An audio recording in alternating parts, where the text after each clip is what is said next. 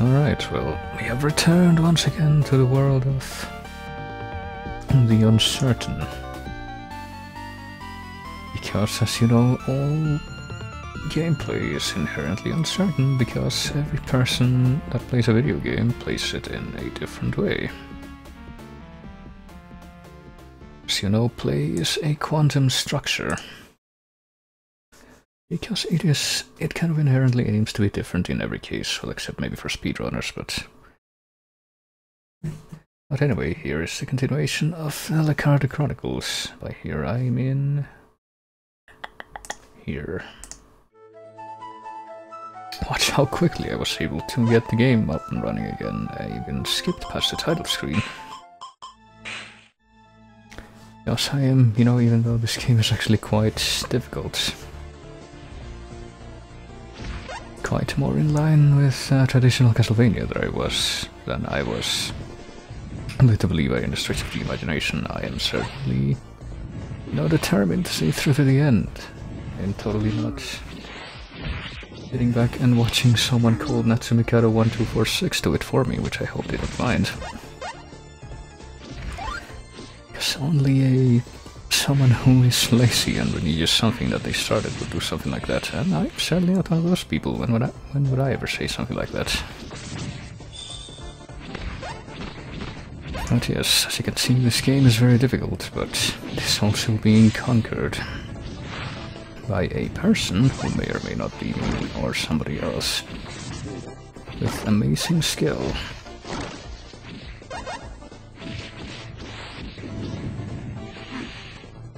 This after an unseen transition to hard mode, because it happens. You know, ever since the first stream I did of this, which was yesterday, I've come to learn that apparently if you don't play this game and beat it in hard mode, you get kind of an incomplete ending that doesn't really lead into the sequel, which I will be doing after this. That will be the true ending. So I continued and finished my normal mode playthrough, sort of a bit of moot point. Well, it is a bit like Bloodlines in that sense. Like, I remember that in Bloodlines, you do get like one extra screen with text if you beat it in hard mode that you don't get if you don't beat it in hard mode.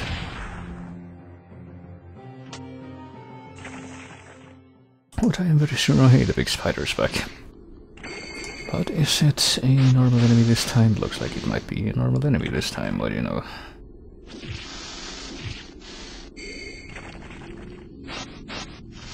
So I'm seeing a recurring pattern there. Stop me if you've seen this anywhere else in Castlevania, with bosses being downgraded to regular enemies later on. It really does help to maintain that authentic atmosphere in that way, doesn't it?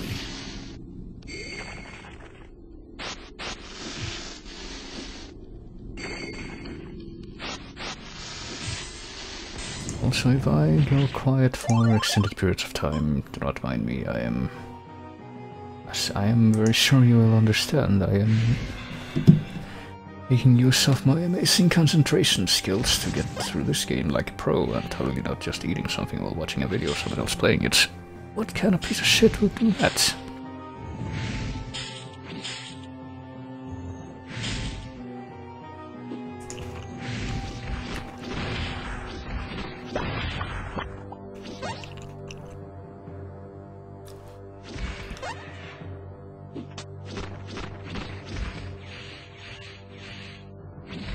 Also, for no particular reason, rigatoni is quite good. It's quite a good... Actually, this isn't called that, is it? It's fusilli, that's what this is called. And by this, I mean this image in my head. Not something that I'm handling with a spoon or anything.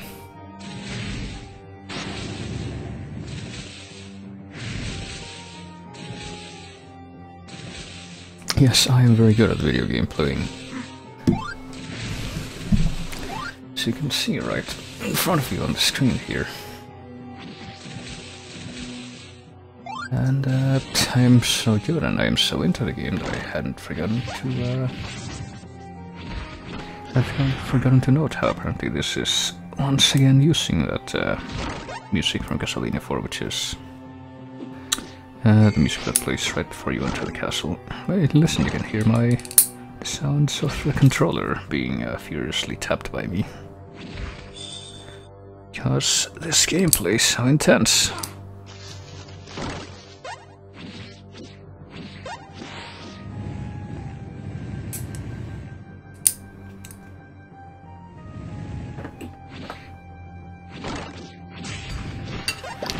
It is very, very demanding, especially when these eyeballs, which might be from the adventure, come in. It's kind of weird, like, I don't think the use of giant killer eyeballs is extensive enough in Castlevania that whenever I see them, I always immediately think of the adventure, because those were the games that the big eyeballs were in, more than anything else.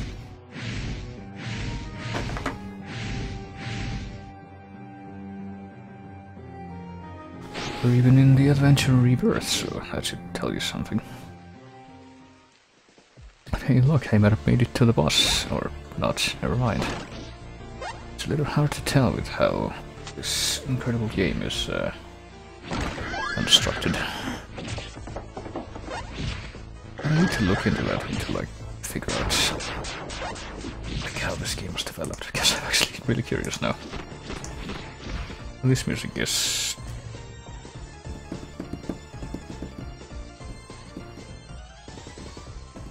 I recognize it, but I can't immediately remember where I recognize it from. Oh wait, it's something from Castlevania 1. It's like level 3, yeah. I think it's a level 3 music, like a child or whatever. But it's like being remixed to be a little bit jazzier. I think I've heard this remix somewhere else too, but I don't know. Maybe it's from Chronicles? I don't remember, like, all the changes they made to the music in that game. Hey, it might be time for the boss for real now. So we go through this very solemn statue in the back here.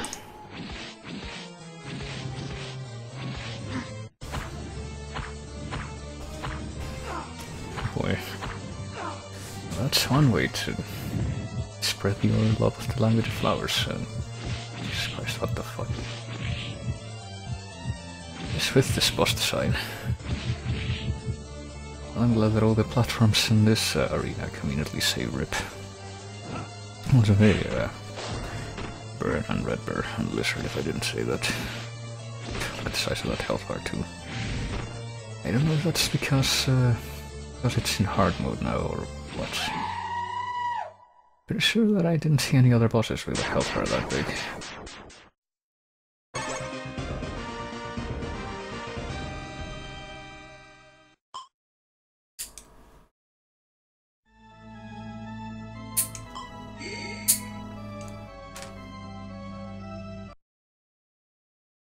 Hey, okay, we're gonna go to the next stage now, okay. Never mind that line that just popped up. It's just a very slight side effect of being turned to the map screen. Never mind the fact that you never saw it before, you can just ignore that, alright?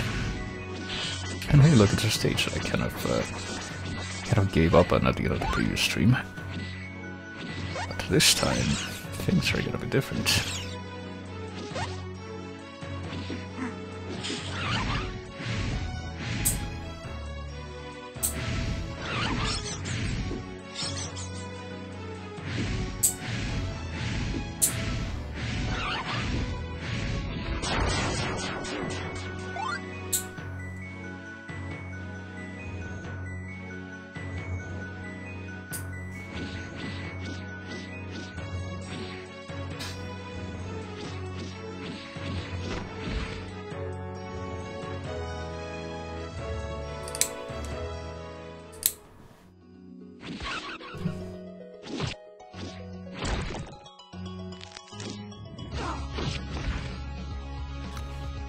And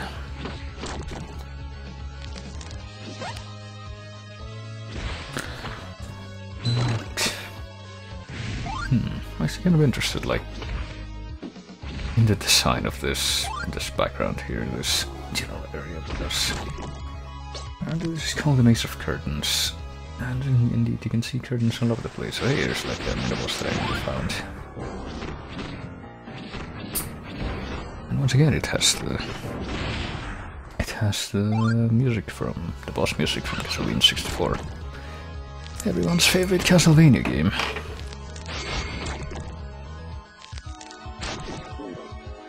I mean, to be fair, that boss music is kind of catchy. It did stay in my head after I played Castlevania 64 for kicks, I guess, back in the day.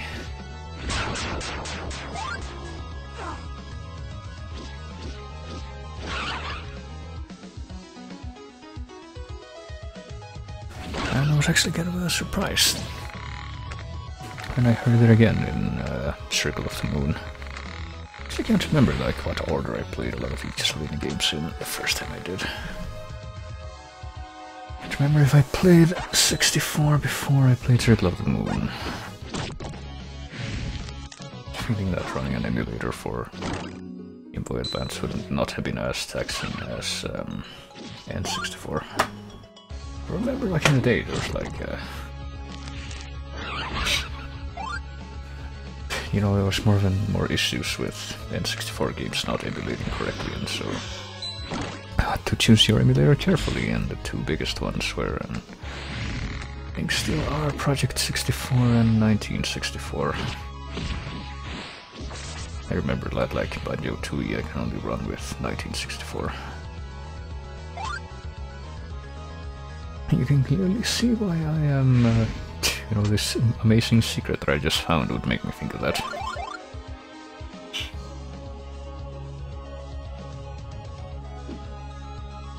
So yeah, I sure have gotten a lot better at the game since yesterday. Sure, I'm glad that I spent literally the approximately 24 hours that have passed since I stopped playing it. I was playing it over and over so I could practice for this stream, and now it's all paying off, as you can see. Especially like this giant stairway, which...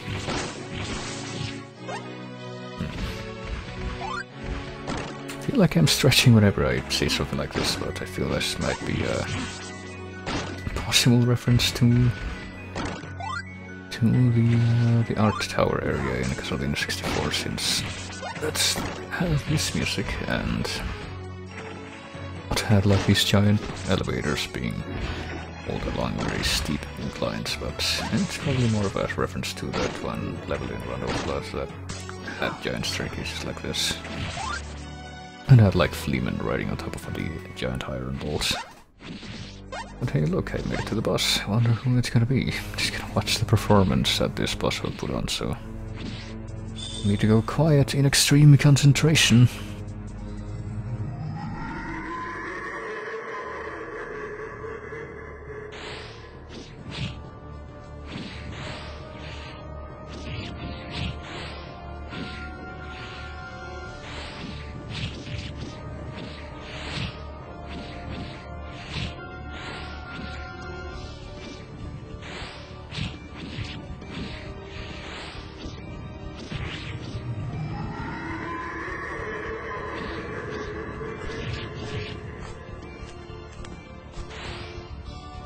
Oh, hey, look at that, it's a second form.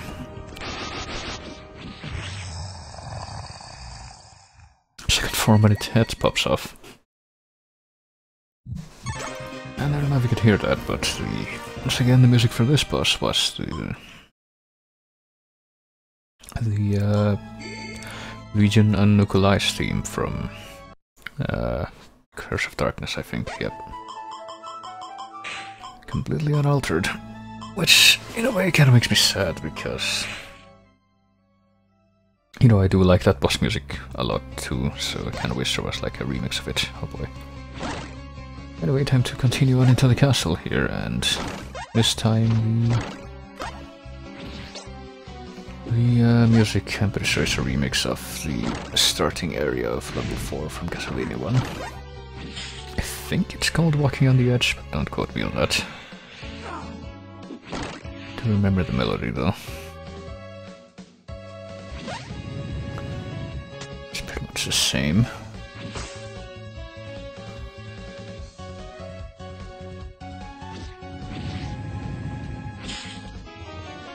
Not really sure how the giant eyeball monsters relate to this kind of dungeon area, but as you might imagine, it's very fun to play through. I mean, I can definitely imagine, hey, Medusa's statuettes. Never mind the fact that I'm clearly getting this for the first time and don't know what it does. I'm just gonna skip past all the text there. It's almost as if I'm trying to get this kind of quickly. Trying to get through this, that is. Got this music. I don't know what this music is, but it reminds me a bit of I want to say the danger theme from Uninvited on NES. I think that's what that actually, it might have been from Shadowgate on NES, yeah, I think that's it. Not Uninvited, even though pretty much that's you know, Shadowgate, United, and Deja Vu were all kind of, I don't know, sister ports of games that I think were for the Macintosh initially, and I think they were also on like MS-DOS at some point. Did you know that you can get like emulated versions of the old versions of those games on Steam, and they're actually very cheap? But they might throw you for a loop if you like only played the NES versions before, like I did, because a lot of the puzzles are different. I think like all of those games in their original Mac incarnations have like whole game time limits, as opposed to the NES versions, which I think only have time limits under very particular circumstances. Well, by time limits I mean like turn limits. To finish the game in a specific amount of actions, or else you're going to die.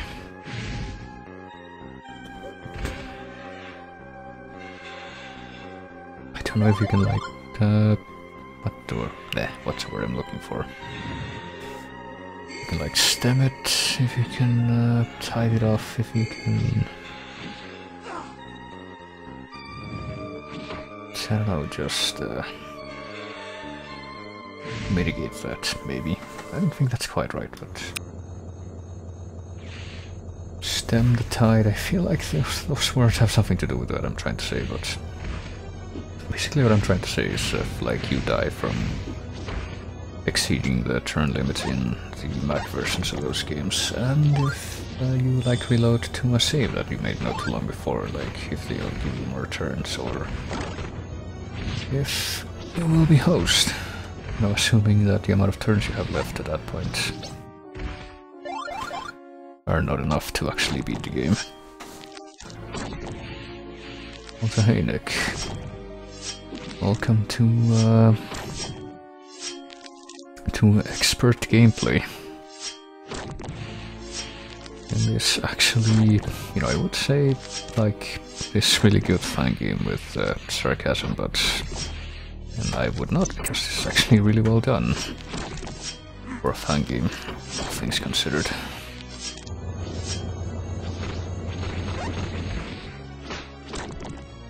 Never mind the fact that its adherence to traditional Castlevania difficulty is enough to make me rage on a regular basis, assuming that I would be playing this, which I'm clearly playing right now, never mind the fact that this gameplay is so pro. Who else but me could be doing this? Certainly not Sumikado 1246, no siree. Certainly not as part of a long play, of which this is part 12 of 18.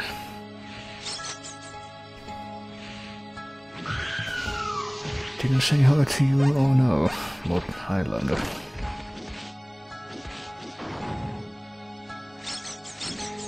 Also time for me to go into hard concentration mode for a bit again. As you can tell, this very difficult part right here is warrants it.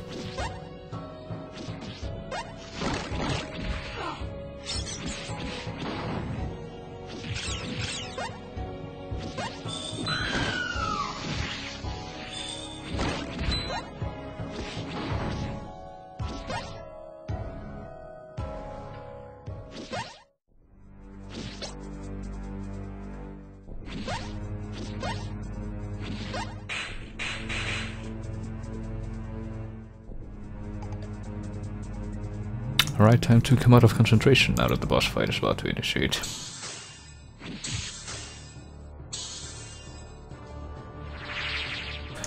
Oh, it's the Legion and localized boss theme again. So whoever made this game definitely liked that theme. And well, how could you blame them? It's a good theme. Fat Texan man beat it? Well, probably, I mean, honestly I could probably beat it if I weren't so impatient, but I am. But if a fat Texan man could beat a Ghosts and Goblins tribute that is set in Spain, then I don't see why they couldn't beat this.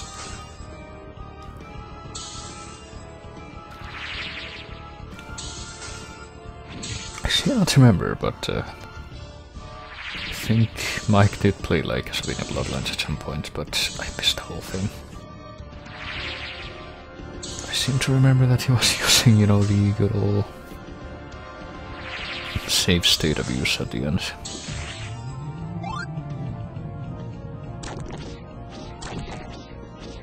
Oh boy, it's the Body Legion, the Ball of Bodies. I can certainly see why that would be the follow-up to... Oh my god, it's the Dagger Item Crash. I didn't really know if that was going to be in this game. Except now instead of like pale zombies, they're skeletons, and...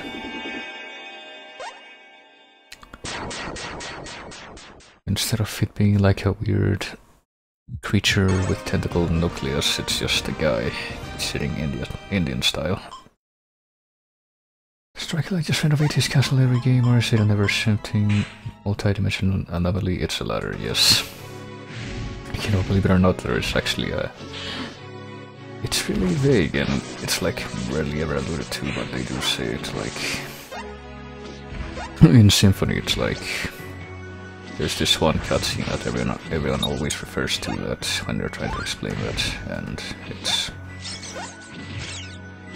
like, this castle isn't the same way that I remember it, how could that be? And Lecarde is like, this castle is a creature of chaos, it may take many incarnations, and that's pretty much all the explanation you're gonna get, but...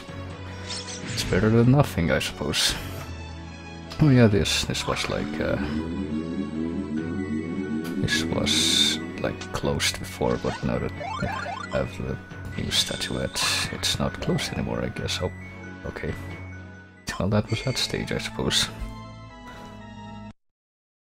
And yeah, I think pretty much all of the, well, just transitioning to a new stage, don't mind that.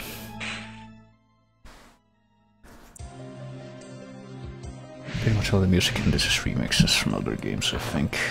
This, pretty sure this is from Dawn of Sorrow, yeah, this is from the Condemned Tower.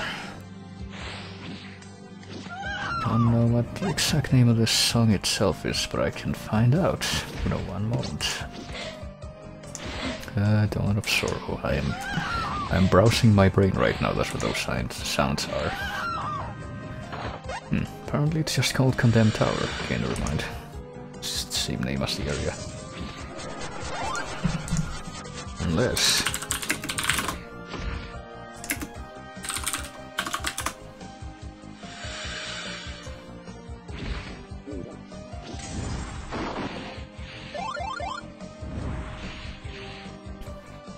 okay, no, never mind. Apparently it doesn't really have its own name, it's just the same name as the area.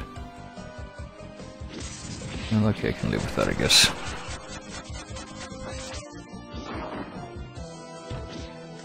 Is it bad that the first thing that comes to mind is how to exploit it as an art thief, infinite paintings and statues? I don't know.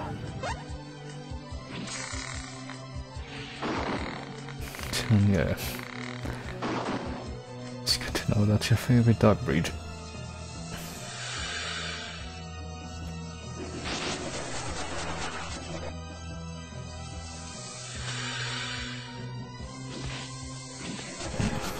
Training, what is that, guys?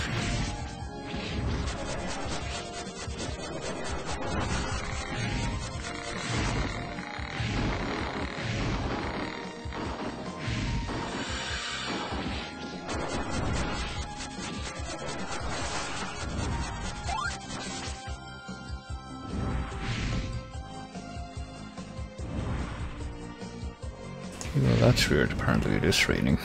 Didn't really expect that. Typically rains only happen with any kind of regularity during summer here.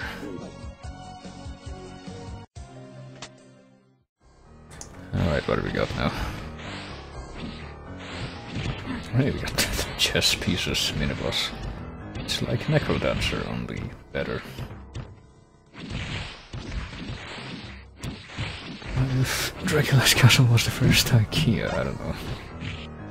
See, the thing is, I don't even think like this is supposed to be Dracula's castle right now. Actually, come to think of it, I don't even know if Dracula is involved in any of these, or either of these Fangames in any way. It's like generic evil European families. Ever shifting dimensions, infinite furniture, maze-like floor layout. Oh, this music, hang on. What is this music? Oh, shit, this is from Castlevania 64. It's a Tower of Science, that's what this is. The music, that is. Can't really believe I remember that. I mean, it's either that or like Tower of, whatever the fuck the one with the maze was. Tower of Archaeology or Ruins or whatever it was. So, you know, either or. I think it's Tower of Science though. I don't know.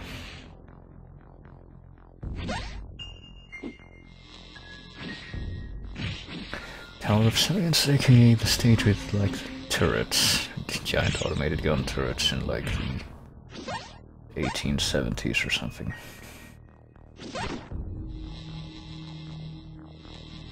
And also big conveyor belts with spiky blocks. That's the only other thing that they carry.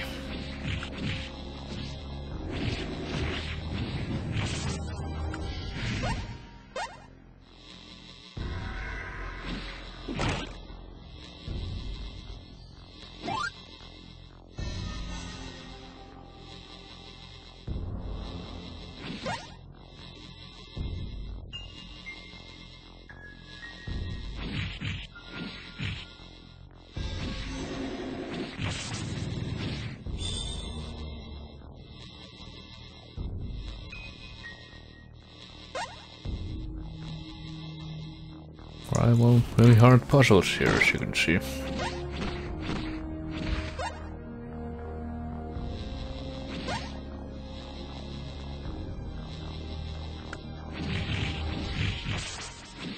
Boy, well, this seems oddly familiar.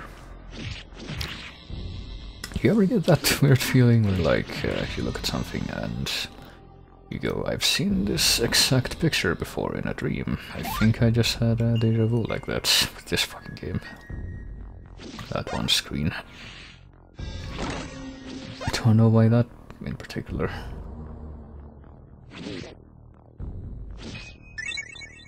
But hey, extra life, so let's quickly get over that.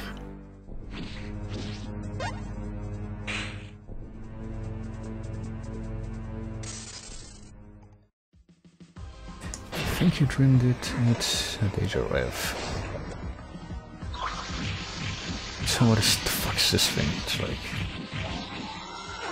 just a mass of tendrils with eyes and spiders, so I'm pleased to see that that did not last very long. So I did not like those spiders as regular enemies. So anyway, that was the Hall of Science, well, I can see the continuity there. Right on to the next stage, let's just reset everything and get that completely inconspicuous bar there. Into this. Oh hey, this is one of the songs that I played, one of the songs from Bloodlines that I played during the streams about the start thing. It's called The Discolored Wall. It's a level 3 theme, where you visit the Leaning Tower of Pisa and got a giant gargoyle bat at the top, because I definitely associate those things with the Tower of Pisa.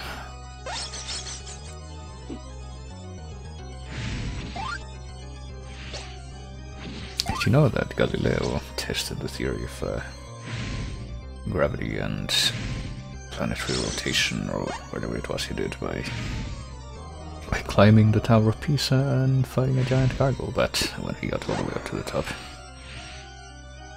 And then he like tore its corpse in two and dropped the two halves down to the ground, and whichever one hit the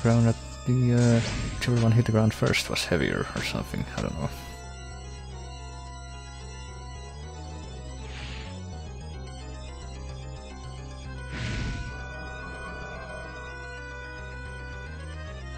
Also, I'm not really sure what's going on here. Not sure what's leading me to partake in this pro gameplay. So is that one relic like the Medusa head soul from the story games where it's like it just lets you stay in midair, motionless. Oh, okay. Is that one of the skeletons from like level 2 of Haunted Castle where it like kill the skeleton and it's like, okay, I can relax now, but no, and then it turns into this weird ghost and rushes you. It is. Wow, that's terrible. Oh, it's not like the game was hard enough already. You have stuff like that. Jesus, I still don't know like why they decided to make these the skeletons with like the deer antlers on their heads. Seems like a comedic type of thing. I don't know if it's supposed to be threatening. Hey, it's the final boss of Castlevania 2, I guess. It just stands there or floats there and lets you kill it dead real good. I guess the challenge there was to kill it before the time ran out, but I don't know. That didn't seem particularly challenging. Well, maybe my perception is skewed by the fact that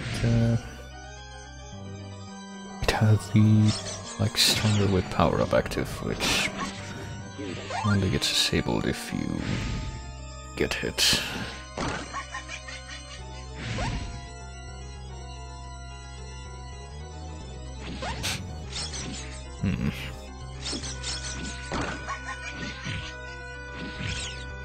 Is this one of those screens where the bats just spawn forever? I guess not. I see that here, like the roost are up in some places before they actually come down and fly. I better make use of that sweet. Oh, he grabbed like an invincibility jar. I was like, I mean, I grabbed an invisibility jar, of course, I'm playing the game. Why would I say anything otherwise? But I was like, why is that post-hit invincibility lasting so long? That seems unnatural. Oh boy, this looks like fun. This looks like that, trying to get that one energy tank near the final boss room in Metroid Zero mission.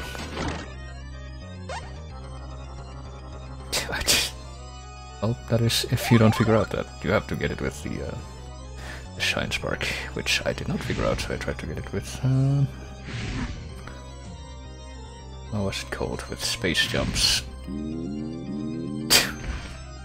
This is some Metroid shit right here.